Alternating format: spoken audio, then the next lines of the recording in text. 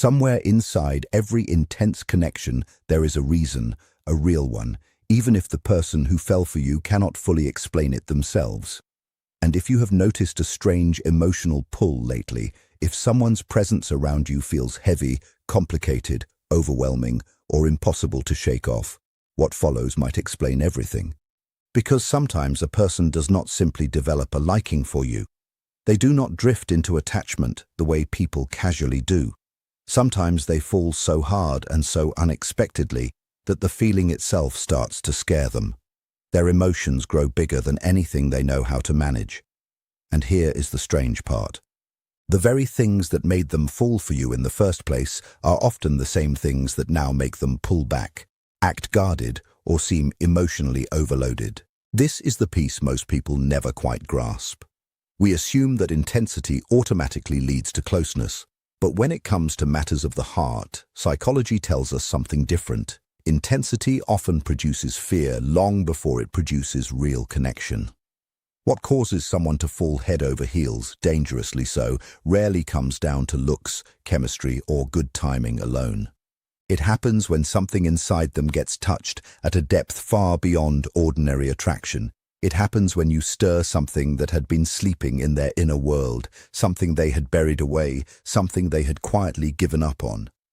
Carl Jung believed that love reaches its most powerful form when another person awakens hidden layers of the psyche, the neglected self, the wounded self, the self that never got the chance to be lived out. Once that happens, love stops being simple. It turns into something transformative, something unsettling, because suddenly the person is not just responding to you anymore. They are responding to everything inside themselves that your presence dragged to the surface. That is exactly why what looks like love from a distance can sometimes show up as withdrawal, confusion, or quiet resistance up close. The first reason someone fell so hard for you is something many women completely underestimate about themselves. It was never about what you gave them. It was about what they felt simply by being near you. There is a real difference there. Plenty of people chase attention by trying too hard to be loved. They over-explain, over-give, over-accommodate, and perform emotions instead of just having them. But you, whether you were even aware of it, carried something far rarer. Emotional depth without any performance attached to it. Presence without chasing anyone down. Warmth that never came from desperation. That combination is uncommon, genuinely rare. For someone who has spent years surrounded by people who were emotionally unavailable, manipulative, or simply shallow, being near you probably felt almost disorienting in the best and worst way. They felt seen, but without pressure. They felt warmth, but without being controlled. They felt closeness, but without any emotional force behind it. That kind of experience can shake a person more deeply than obvious passion ever could, because passion is familiar territory. Desire makes sense. Chemistry is easy to explain away. But feeling emotionally safe with someone, after spending years guarding yourself, that can actually feel dangerous. Especially to someone who learned early on that closeness usually comes bundled with pain. They may have built their whole identity around self-protection, around staying emotionally controlled, around never needing too much from anyone, and then you showed up and somehow, without even trying to tear down their walls, you made those walls feel pointless. That is terrifying for someone whose defenses had become their survival strategy. They probably never said it out loud, but somewhere inside, they were likely asking themselves questions like, why do I feel calmer when I'm around this person? Why do I want to stay instead of leave? Why do I feel more like myself when they're near? And the second those questions start forming, attachment starts forming right alongside them. Here is the paradox almost nobody understands. Sometimes a person pulls away not because they feel less, but because they feel far too much. When someone has spent years suppressing emotion, genuine connection does not feel romantic at first. It feels destabilizing. Their nervous system does not automatically recognize safety as safety. Sometimes it reads emotional peace as vulnerability instead. So rather than leaning into it, they become conflicted. They overanalyze every interaction. They pick apart every word you say. They question whether what they're feeling is even real. They scramble to regain some sense of emotional control. And yet underneath all of that scrambling, one truth remains untouched. They fell because being with you gave them something they simply could not manufacture on their own: emotional relief. That brings us to the second reason, and this one tends to shock people the most. They fell dangerously in love with you because you mirrored back a part of themselves they had abandoned long ago. This is where Jung's thinking becomes especially powerful. We do not only fall in love with another person, we often fall in love with the parts of ourselves that we glimpse through them, the hidden parts, the forgotten parts, the pieces of themselves they had disowned. Your energy, the way you experience emotion, your honesty, your quiet strength. Something about you reflected a version of them they once were, or maybe a version they had always secretly wished they could become. That mirror effect is remarkably powerful because it completely bypasses logic. They may not consciously understand why you affect them so strongly. All they know is that something about you feels deeply familiar, strangely significant. Maybe your softness reminded them of an innocence they had lost somewhere along the way. Maybe your emotional courage reminded them of everything they had been suppressing for years. Maybe your authenticity exposed just how exhausting their own emotional mask had become. Whatever the reason, being around you created an internal contrast, and contrast is what triggers awakening.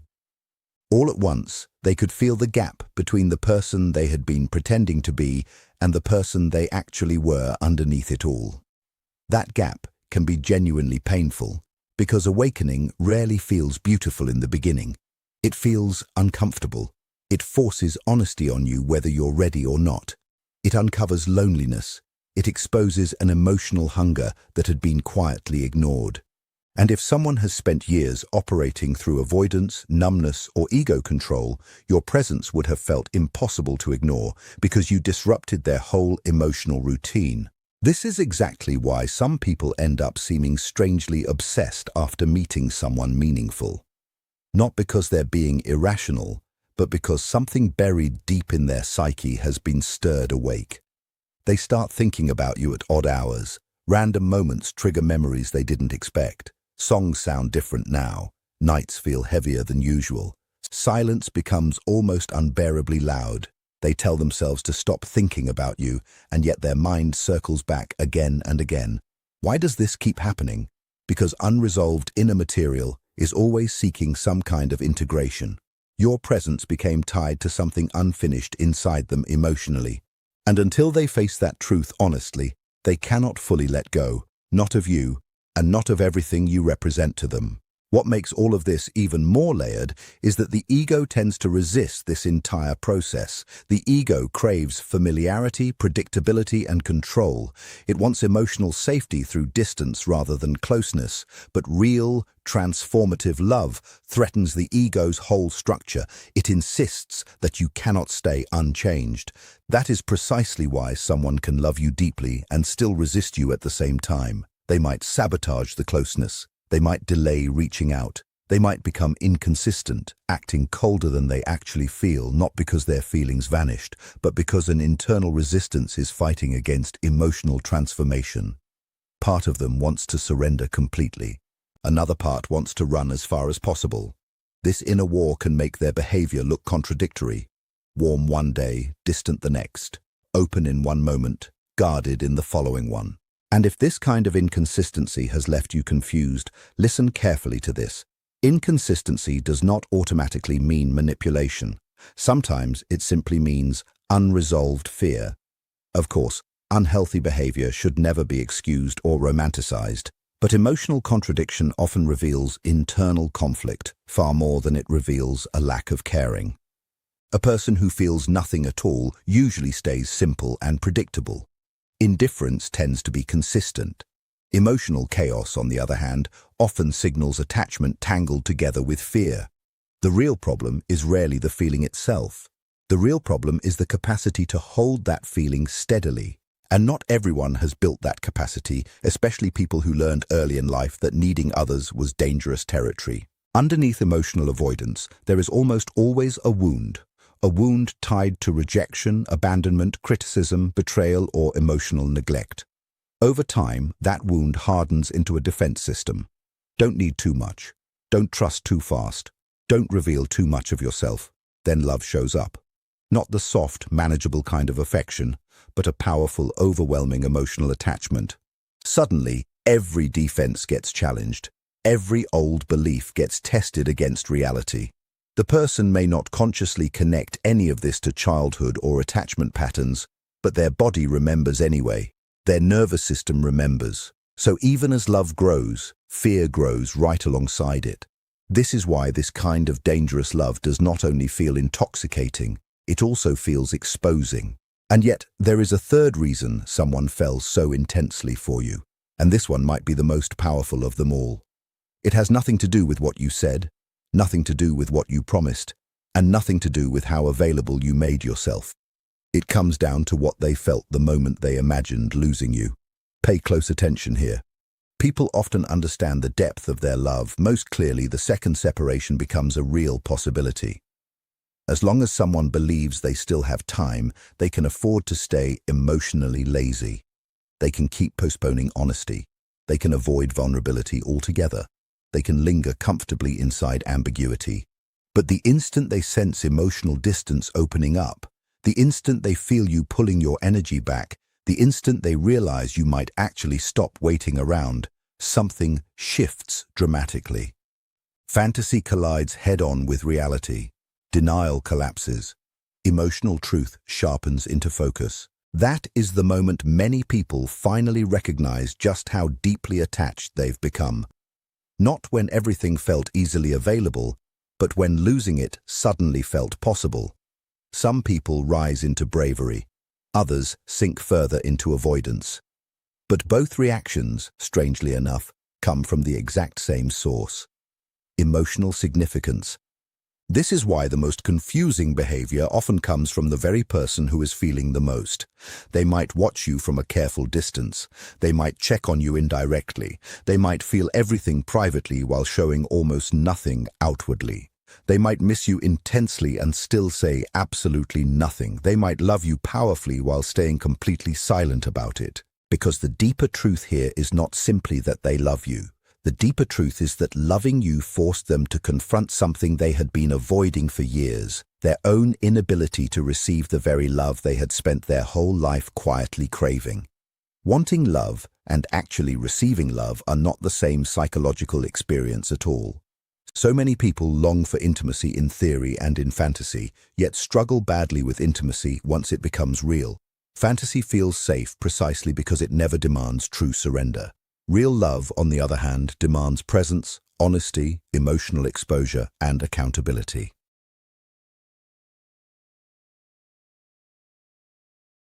A person who has learned to survive through emotional control does not fear love because love is weak or unimportant to them. They fear it because love has the power to expose exactly what that control has spent years protecting. And what has been protected all this time is rarely arrogance, rarely coldness, rarely genuine indifference. It's vulnerability, buried underneath layers of defense. The part of them that still remembers old rejection. The part that still carries unresolved grief. The part that quietly believes that if someone gets close enough, they will eventually uncover something unlovable underneath. This is why this kind of dangerous love can feel almost unbearable to the person actually living through it. You did not simply attract them. You reached places inside them that had gone untouched for years, places they themselves had stopped visiting a long time ago. Places buried under rationalizations, distractions, achievements, routines, and emotional habits, carefully designed to keep life feeling manageable. And then you walked into their world, and suddenly the emotions they had so neatly organized refused to stay in their boxes anymore. They felt more. They thought more. They remembered more. Even their own inner voice started to change. Something inside them became more awake. And awakening always comes with discomfort, Because once the heart starts telling the truth, the mind can no longer pretend that nothing matters. This is exactly where many people misread emotional withdrawal. They assume distance automatically means disinterest. But quite often, distance shows up right after emotional significance becomes undeniable. Why does this happen? Because the person is desperately trying to regain some sense of equilibrium. They feel themselves losing control over a carefully built internal system. They start asking themselves questions that genuinely frighten them. Why do I care this much? Why does their silence affect me the way it does? Why does their energy linger with me long after they've left the room? Why do I keep circling back to thoughts of them even while trying so hard to move forward with my life? These questions do not feel romantic to someone who leans avoidant. They feel threatening because every single one of them points straight towards surrender, and surrender is exactly what a defended psyche will fight against. Jung wrote extensively about the shadow, the parts of ourselves that we suppress, deny, or exile from our conscious identity altogether. But here is something people often overlook entirely. The shadow does not only hold darkness, it also holds buried tenderness, buried needs, buried vulnerability, buried longing, and even buried love. Many people haven't just suppressed their pain over the years. They've suppressed their entire capacity for emotional openness. They became strong by becoming unreachable. They became functional by becoming emotionally self-contained. They survived by convincing themselves they never needed much from anyone. And then someone like you shows up and the shadow finally cracks open. Suddenly their need for closeness becomes visible, undeniable even. Their hunger for real connection surfaces, their softness returns, and that can feel deeply destabilizing to them. The real tragedy in all of this is that many people mistake this awakening for danger instead of recognizing it as healing. Rather than seeing love as the invitation that it actually is, they experience it as a threat to their entire identity. They start thinking things like, I was fine before this happened, I was in control before this. I didn't feel this exposed before any of this started. And because vulnerability feels so unsafe to them, they unconsciously start associating that intensity with you as though you were the problem. Not because you actually are the problem, but because you became the mirror. You became the emotional catalyst in their story. And people often want to run from mirrors that reveal truths they simply aren't ready to face yet. This is exactly why the person who loves you the most may also be the one who struggles hardest to actually move toward you. Love alone does not automatically create emotional maturity. Feeling deeply does not guarantee that someone can express that feeling in a healthy way. Someone can love with tremendous intensity and still completely lack the tools to communicate, regulate their emotions, trust another person, or stay present. This is one of the hardest truths in all of relationships, especially for emotionally intuitive women. You can feel their love. You can sense the connection sitting right there beneath the surface. You can recognize exactly what exists underneath it all. And yet, sensing that love does not erase the pain of their emotional absence. Understanding their fear does not automatically heal the distance between you. And this is exactly where your own emotional journey becomes just as important as theirs. Because when someone falls dangerously in love with you, there's a real temptation to become completely consumed by their inner conflict. You start analyzing everything, every silence, every shift in their energy, every inconsistency, every tiny signal. You begin carrying the emotional labor for both of you. You try to decode everything they can't seem to say out loud.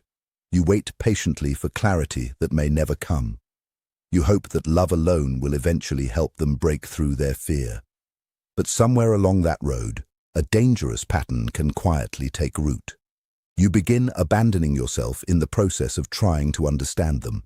And love was never supposed to require self-abandonment from either person. This matters more than most people realize, because while their psychological struggle may absolutely be real, your emotional worth cannot depend on when or whether they finally become ready. This is exactly where many emotionally aware women get trapped. They confuse empathy with responsibility. They start thinking, if I just understand their wounds deeply enough, Maybe I can love them into feeling safe. But healing doesn't happen simply because one person loves hard enough for two. Healing begins the moment the wounded person chooses honesty over defense, when they stop running from themselves, when they stop outsourcing responsibility for their own emotional life onto someone else, when they finally admit the truth to themselves. That truth usually arrives quietly, rarely in some dramatic moment, rarely through grand declarations, but in the small, quiet collapse of resistance, the moment they realize running has become exhausting. The moment distance stops protecting them and starts hurting them more than vulnerability ever could. The moment they understand that all their control has brought them nothing but loneliness, not peace. That is usually when real transformation begins, not when love grows stronger, but when avoidance finally becomes unbearable to sustain. And if this particular person truly fell as deeply as their behavior suggests, they are likely somewhere in the middle of that internal reckoning right now, even if you can't see any evidence of it from the outside. People do not easily forget someone who touched them at a soul level, especially not someone who activated both healing and fear at the exact same time. That kind of connection leaves a lasting imprint. It lingers somewhere in the nervous system. It reshapes emotional memory permanently. Even if they appear composed and put together on the outside, their inner reality can be something entirely different. They might replay certain moments privately. They might revisit old conversations in their head. They might feel real regret over things they never said. They might wonder whether they ruined something genuinely meaningful. They might question whether they were simply too afraid at the exact moment courage was needed most. Regret carries so much weight because it strips away every illusion a person has been hiding behind. And here is something remarkable about love that carries real psychological depth. It keeps working inside people even during separation. Sometimes the connection itself keeps teaching them long after the distance sets in. Sometimes losing access to your energy reveals exactly what your presence truly meant to them. Sometimes absence becomes the teacher that presence never could be. The heart learns through contrast, through emptiness, through the experience of missing something that once felt so readily available. This is why some people return completely transformed. Not because time magically changed them on its own, but because emotional truth finally broke through every defense they had built. They reached the end of their avoidance and discovered something painful along the way. Protecting themselves from vulnerability had also been protecting them from love itself, and eventually that cost became too high to keep paying. But there is another possibility you need to hold on to with equal wisdom. Sometimes the deepest healing does not come from their return at all. Sometimes it comes from your release instead. This matters because emotional maturity means allowing truth to remain truth, even when it doesn't match what you are hoping for. Yes, someone may love you with real intensity. Yes, someone may feel enormous emotional significance because of you. Yes, someone may be genuinely terrified by how much they feel, but if they continue choosing defense over connection, silence over honesty, fear over growth, then their love stays emotionally incomplete no matter how strong it feels. And incomplete love, regardless of its intensity, still creates real pain. Intensity is simply not the same thing as readiness. That distinction changes absolutely everything. A person can feel overwhelming love and still be completely unable to build a healthy connection around it. Why? Because sustainable love requires far more than raw emotion. It requires emotional responsibility, courage, consistency, capacity, presence, and truth. Without those things, even the most powerful love stays trapped inside fantasy. It remains unspoken, unlived, unfulfilled, no matter how real it felt in the moment. So, what do you actually do with all of this truth? You honor what is real without sacrificing what you genuinely need. You stop shrinking your own worth down to fit their timeline. You stop believing that their fear is somehow a reflection of your value. You stop carrying the exhausting burden of proving that you are safe enough, lovable enough, patient enough, or understanding enough. Because here is the truth underneath everything. If someone fell dangerously in love with you for these 3 reasons, then the deepest reality is probably simpler than you think. They did not fall for you because you chased them. They did not fall because you convinced them of anything. They did not fall because you performed some version of perfection. They fell because your presence awakened something true inside them. You made them feel safe enough to finally soften. You reflected parts of themselves they had buried away long ago. And you became emotionally irreplaceable to them. Those are not small things. Those are genuinely life-changing experiences. And whether this particular person ultimately rises into courage or stays trapped inside their fear says far more about their own inner readiness than it ever says about your worth. Read that again and let it sit somewhere in your heart. Their capacity to receive love is entirely their own journey to walk. Your value was never on trial here. If you have spent nights lying awake, wondering whether what you felt was even real, if you've questioned your own intuition because their actions left you confused, if part of you feared that you had imagined the entire connection, take a breath and hear this clearly. Sometimes your heart really was right about the connection. But being right about a connection does not automatically guarantee the outcome you were hoping for. That is the painful wisdom buried inside love. Connection reveals possibility. Choice creates reality. And love only becomes real, truly real, not just when it is felt, but when it is chosen again and again through action. So if this person is genuinely meant to meet you fully, they will eventually have to do what every defended heart must eventually do. They will have to stop hiding behind their fear. They will have to grieve their old wounds properly. They will have to release the identity they built around self-protection. They will have to let love finally feel safer than control ever did. And if they manage to do that, it won't happen because you forced it to happen. It will happen because the truth became something they could no longer deny.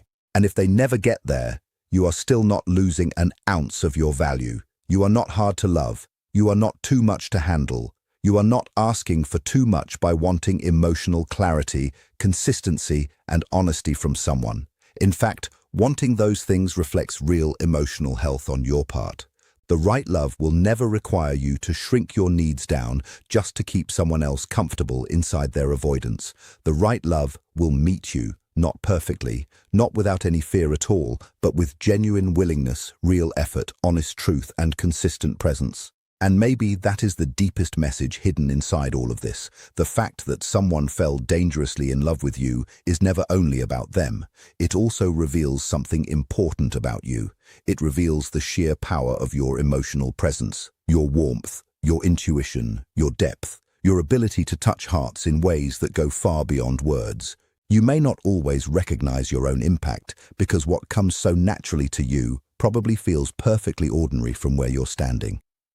But to someone emotionally guarded, your emotional honesty can feel absolutely revolutionary. Your softness can feel genuinely healing. Your presence can feel unforgettable. That is not weakness at all. That is power in one of its most human forms. So, whether this person comes forward tomorrow, months down the road, or never quite in the way you had hoped, let this truth stay close to you. You were never insignificant. You were never invisible. You were never just another passing chapter in someone else's story. You changed something real. You awakened something real. And sometimes the greatest proof of love isn't immediate reunion at all. Sometimes it's the undeniable transformation left behind in your absence. If this found you at exactly the right moment, maybe some part of you already knew all of this deep down. Maybe part of you simply needed permission to stop doubting what you genuinely felt, and maybe part of you also needed permission to finally stop carrying weight that was never yours to carry in the first place. Let love reveal the truth, but let that truth set you free. And if someone truly belongs in your life, they will not remain a mystery to you forever. Eventually, love asks everyone the exact same question. Will you choose fear, or will you choose truth?